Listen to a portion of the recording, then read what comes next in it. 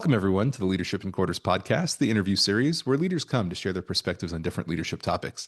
I'm Josh Seldin, and today's guest is Raymond Foster. Raymond Foster is a leadership author, educator, and civic leader whose work bridges real-world decision-making with timeless principles of character, accountability, and service. A former law enforcement professional and longtime leadership instructor, Raymond is the author of 9 books, including The Temple Within and Chasing the Surge, 10,000 Rides into the American Night, and co-author of Leadership, Texas Hold'em Style, a widely used leadership book that examines judgment, risk, and responsibility through lived experience rather than abstract theory. He currently serves in senior leadership roles across civic and nonprofit organizations, including Rotary, the Chamber of Commerce, and Freemasonry, where he's known for mentoring emerging leaders and building high-trust institutions. Whether writing, teaching, or leading in the community, Raymond focuses on one central question: how ordinary people make sound decisions under pressure, a theme that he explores in Leadership, Texas Hold'em Style, where poker and card playing become a practical metaphor for leadership in the real world. So welcome, Raymond. Hey, thank you for having me, Josh. Good morning. Good morning. Glad to have you here.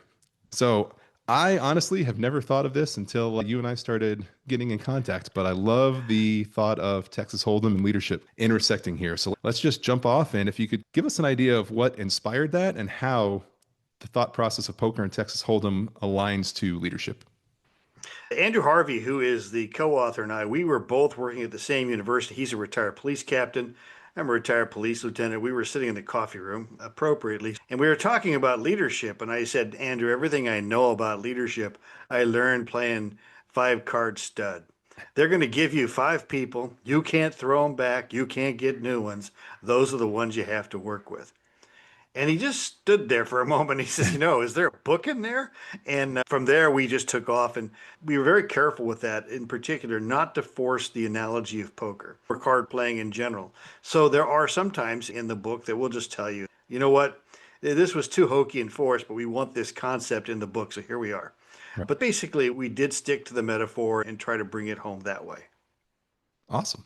I love the idea that you said where you're stuck with the cards you're dealt.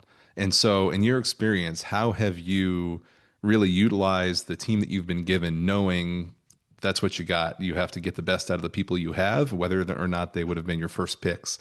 How have you approached that in your professional life?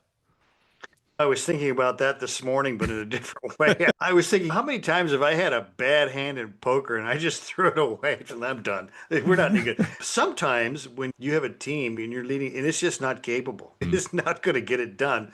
And you have to be prepared for that consequence. You have to understand that you cannot make a purse out of a sow's ear. You just can't do it. But the thing about a team that you've got to work with, the most important thing is to understand or to learn its strengths and weaknesses, because all teams have strengths and weaknesses.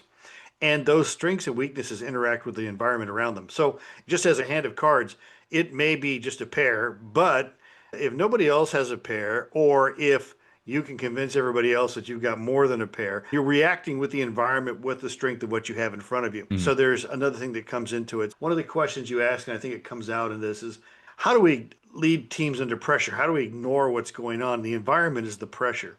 And we have to understand that the environment, the pressure, is not going to break the team, but it is going to reveal the strengths and weaknesses of the team. And so when I talk about the environment of a team, I think that's the thing that you have to work with. I love that you mentioned working under pressure. And again, as I'm talking through this with you, I'm thinking of playing poker. And I feel like one of the big themes in poker is the intentional or unintentional cues the other players give you. So as a leader, how have you used your team's cues? Maybe the relationship hasn't been built yet and they're not going to just come out and say, hey, I don't feel comfortable, or I don't feel set up for success, or I don't feel like I can do this. How do you look for certain cues so then you can bring out the best in those teams? It's important to know certain things don't change and certain things do change. Okay, so goals, policies, procedures, ethics, they don't change. Those are pretty much set in stone. And so here's a real practical rule. And if you use this rule as a leader, particularly as a line leader for your direct reports, if you see anything unusual twice with an individual, no matter how minor it is, and I'll give you an example. I had a cop that comes in late one day. He's 10 minutes late. That's all I see. And I got 80 people working for me, but I see this guy comes in 10 minutes late. Not a big deal. 3 days later, there's an inspection and his shoes are unshined. Again, real minor. So all I do is say, hey, let's go have a cup of coffee. let's sit down and talk for 15 minutes and have an open-ended conversation and give him the opportunity to express to me what's going on. And almost all of the time in that kind of a neutral environment, people will open up and tell you what the problem is. And then you can help fix it. Sometimes they won't, but when you get to the end of that 15 minutes, it's time to ask. And it's time to say, hey, look, this isn't a big deal, Josh, but 4 or 5 days ago, you were 10 minutes late to work. And yesterday, inspection, noticed your shoes were unshine. Very minor details, brother, but I'm just here to have a conversation with you, check in with you, and see if you're okay. And a lot of times, I can't think of a time there wasn't an issue.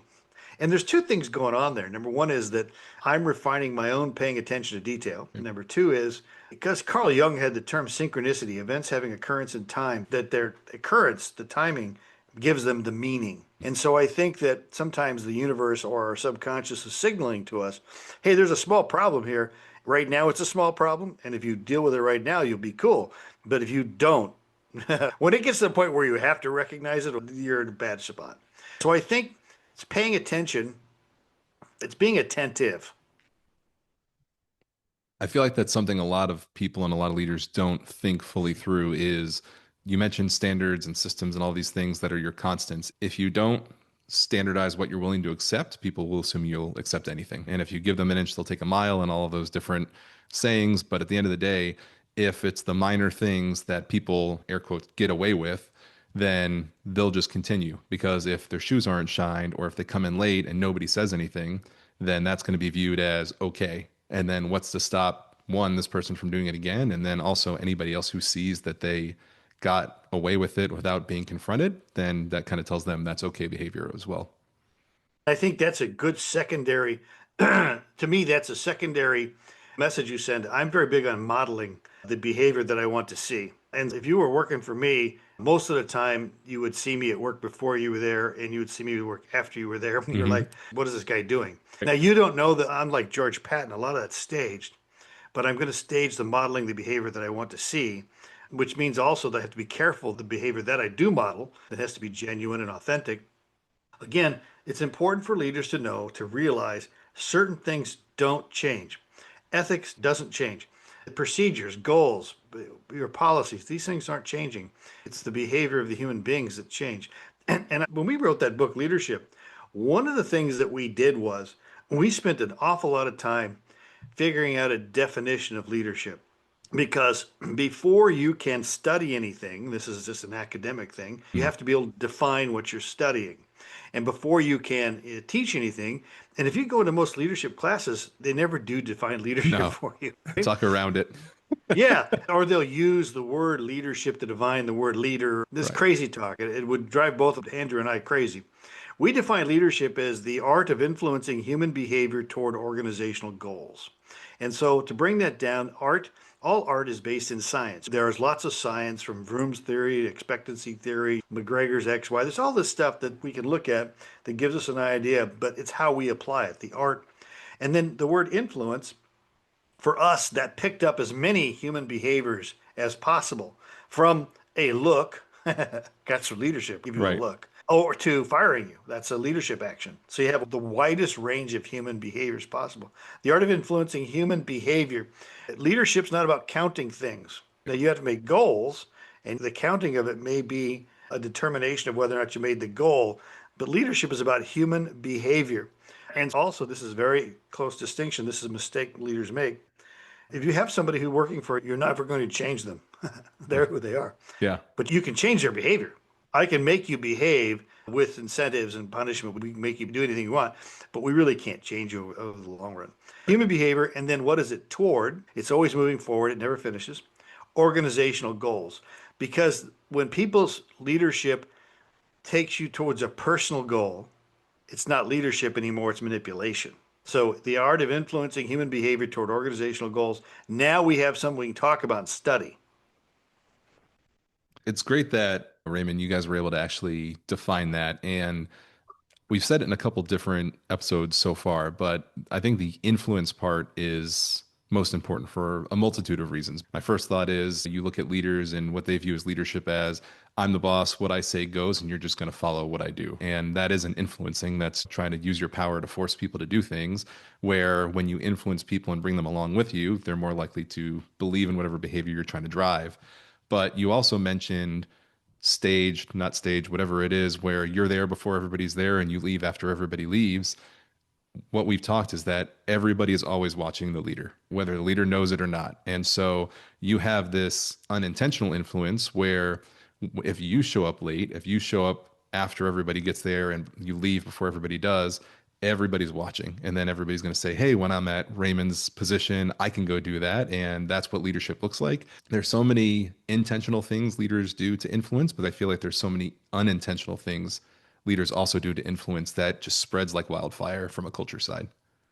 I'll tell you one of the biggest things, and I'm going to give a dirty little secret away right now, a very dirty little secret. Yeah. And I've experimented with this in a very small way.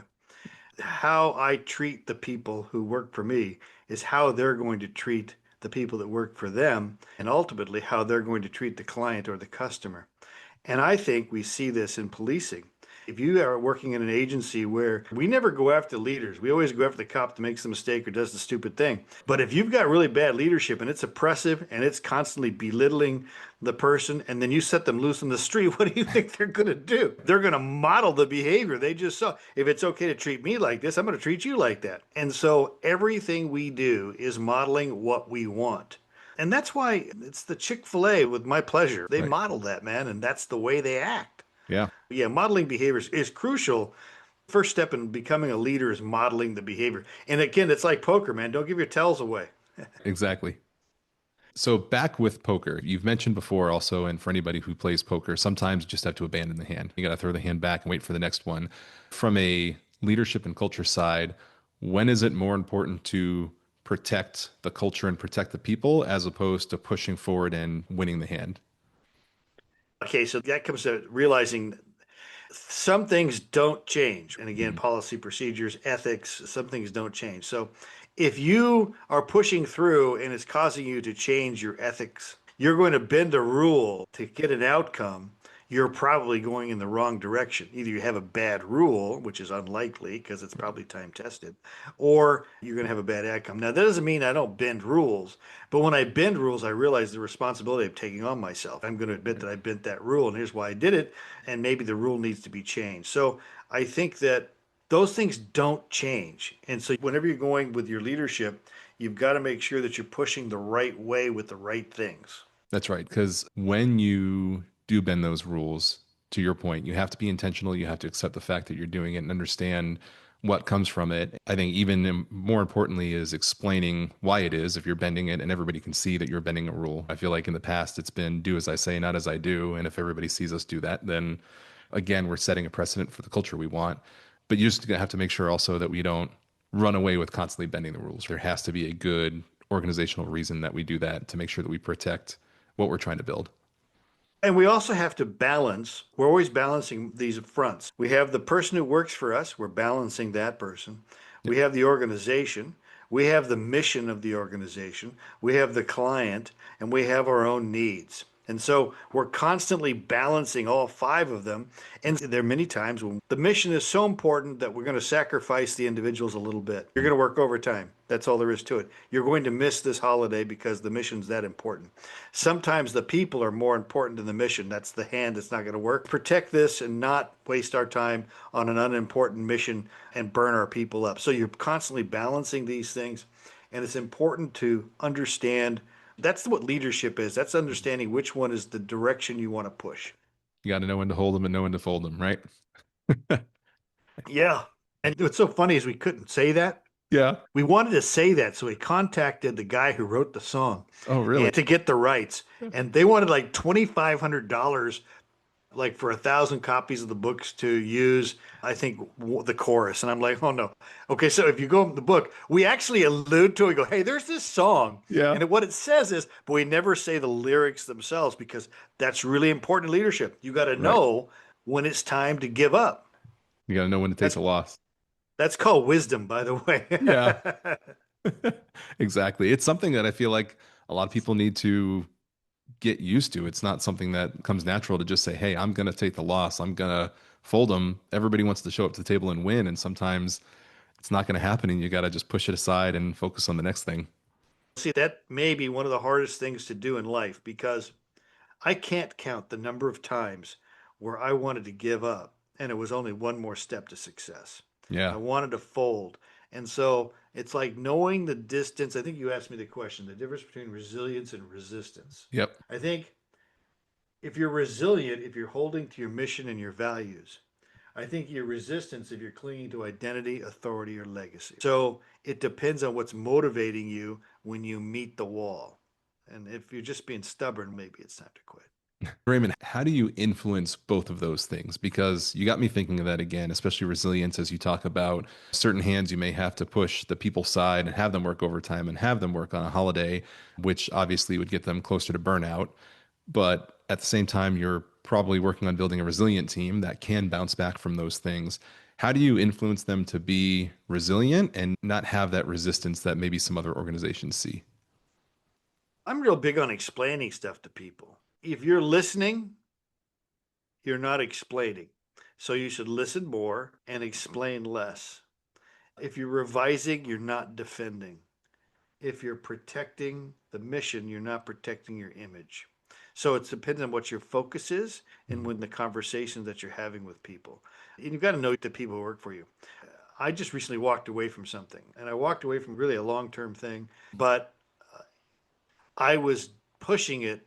It became my ego pushing it. It became about me, and that's not what I wanted. If this is not something that's going to go forward, then it's not going to go forward. So I'm going to step away from that.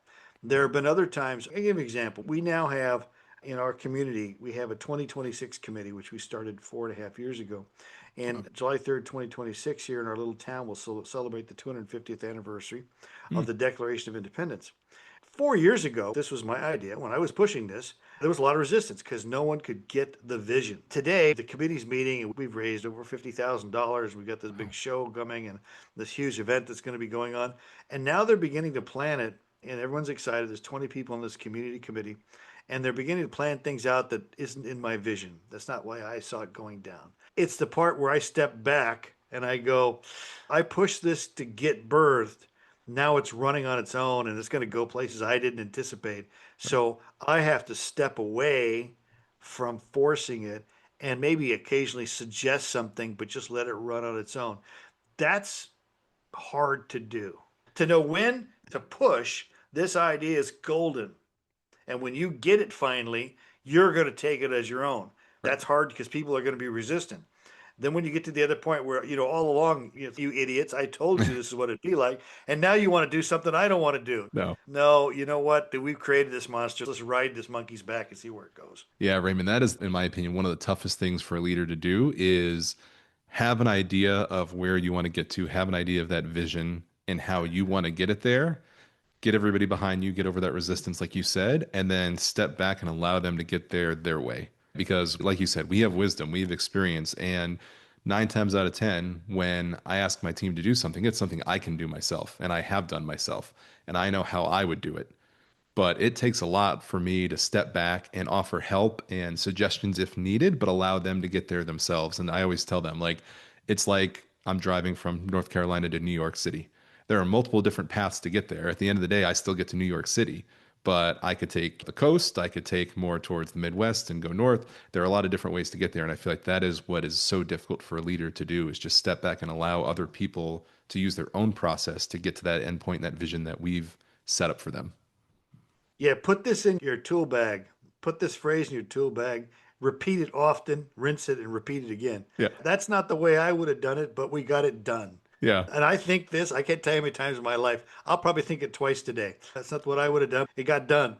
And this brings up a couple of things that are very important to do. Number one is I'm very big on debriefing stuff. And so we'll have debriefs all the time on events or something, and we'll talk about what went right and then what could we have done better. I never say what went wrong because that didn't go wrong. It went the way it went.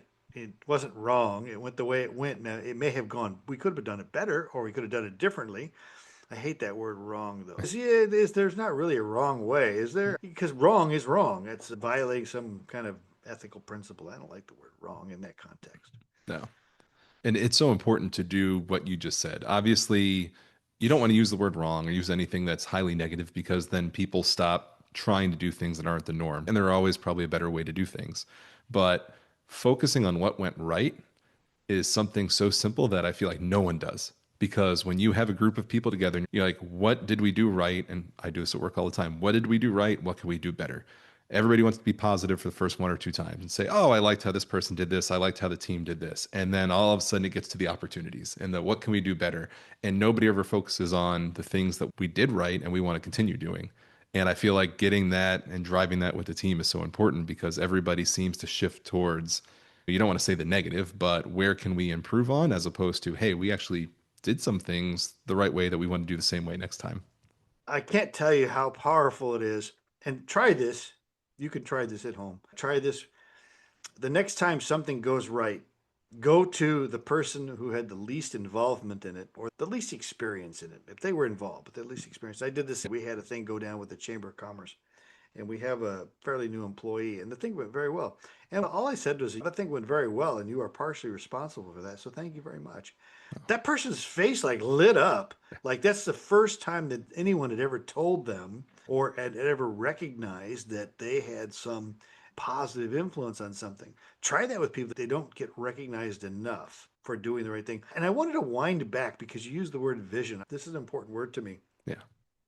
If you're the leader, if you really want to become a strategic, impactful, powerful leader, learning to create a vision is crucial. And what a vision is, it's using your imagination to create a scenario in your head. That's good.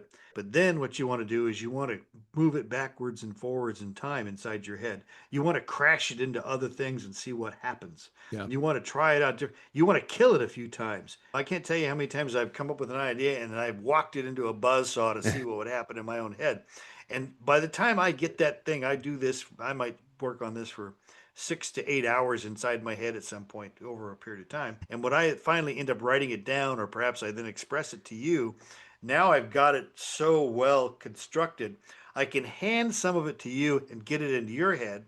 And then the first time I introduce it to a team, I'm going to get it in their head as much as I can, and then let's crash it into something so they have that experience.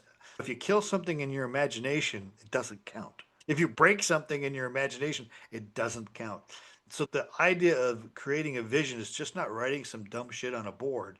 It is actually getting it in your head and then playing with it so you can figure out how it really works.